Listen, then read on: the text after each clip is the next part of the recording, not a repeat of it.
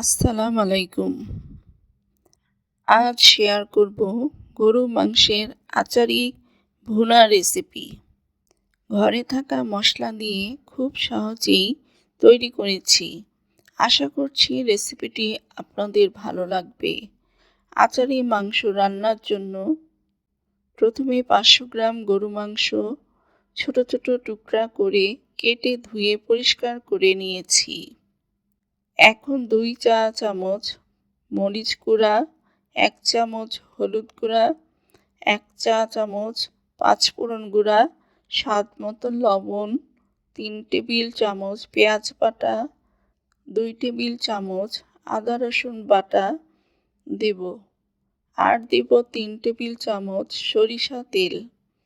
এবার সব উপকরণ ভালো করে মাংসের সাথে মিশিয়ে নিয়ে 20 থেকে 30 মিনিট ম্যারিনেটের জন্য ঢেকে রেখে দিব। এই কাজটা অবশ্যই করতে হবে।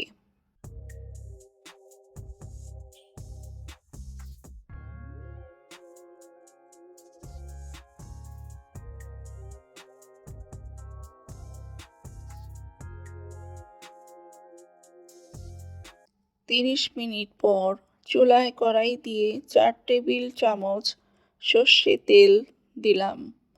আচারি মাংস রান্না করতে অবশ্যই সরিষা তেল ব্যবহার করতে হবে। 4টি শুকনো মরিচ এইভাবে ভেজে নিব। মরিচগুলো ভাজা হয়ে গেছে। এখন ম্যারিনেট করা মাংসগুলো ঢেলে দিয়ে নেড়ে দিতে হবে। বারবার নাড়তে হবে। আরও 1 চামচ শুকনো মরিচ গুঁড়া দিয়ে দিলাম। আমার কাছে মনে হয়েছিল ঝাল একটু কম হবে। আবারও নেড়ে মাংস সেদ্ধ হওয়ার জন্য মিডিয়াম আঁচে ঢেকে রান্না করতে হবে। যেহেতু আচারি মাংস একটু মাখা মাখা হবে, তাই পানি বেশি দেওয়া যাবে না। ঘন ঘন নেড়ে দিতে হবে, না হলে কড়াইয়ের নিচে মাংস লেগে স্বাদ নষ্ট হয়ে যাবে। নাড়া হয়ে গেলে আবার ঢেকে দিব।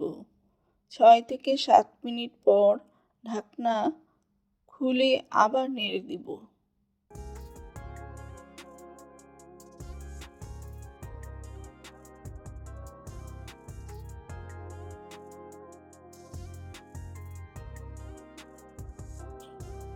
আচারি মাংসে সিম্পল রেগুলার মশলা দিয়েছি। দেখুন দেখতে কত লোভনীয় লাগছে।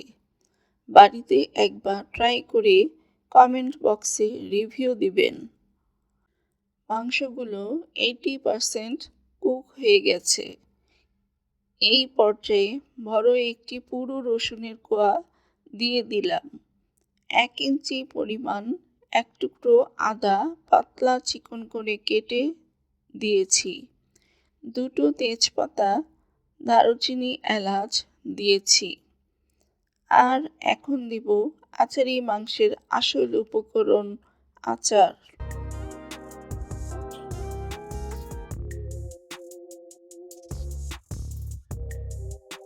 এটা না দিলে আচারি মাংসে আচারের ফ্লেভার আসবে না। এই আচারটা রসুন, তেঁতুল ও নাগামরিচ দিয়ে তৈরি করা। ডেসক্রিপশন বক্সে ভিডিও লিঙ্কটা দিয়ে দিব। সব উপকরণ ভালো করে কয়েক মিনিট নেড়ে নেড়ে মিশিয়ে নিব। আরও একটি উপকরণ অ্যাড করব। 3 টেবিল চামচ ভিনেগারের সাথে 1 চামচ সরিষা বাটা গুলিয়ে মাংসে দিয়ে দিব। দেওয়ার পর খুব সুন্দর একটি স্মেল ছড়িয়ে পড়েছে।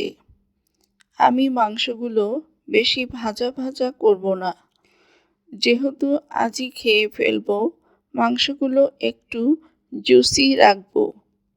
সংরক্ষণ করে রাখতে চাইলে কিংবা প্রবাসে পাঠানোর জন্য হলে আরও ভাজতে হবে এবং তেলও বেশি দিতে হবে।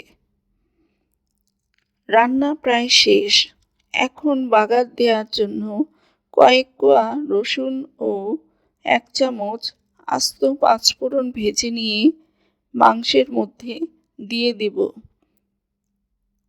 নেড়ে নেড়ে সব মশলা মিশিয়ে নেব।